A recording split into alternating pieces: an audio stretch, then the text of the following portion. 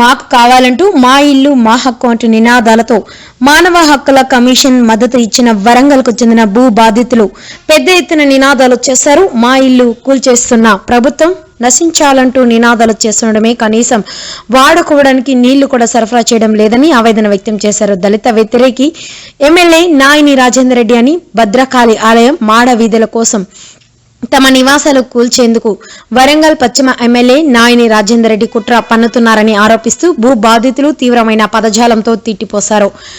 ఆలయానికి దారి ఉన్నప్పటికీ కేవలం తమను వెళ్లగొట్టేందుకు ఈ కుట్ర పన్నుతున్నాడని ఆగ్రహంతో పాటు తాము దళితులమని గుడి పరిసరాల్లో ఉండొద్దని ఆలోచనతో ఇలాంటి కుట్ర పన్నుతున్నారని ఆవేదన వ్యక్తం చేస్తున్న బాధితులు తీవ్ర ఆందోళన వ్యక్తం చేశారు.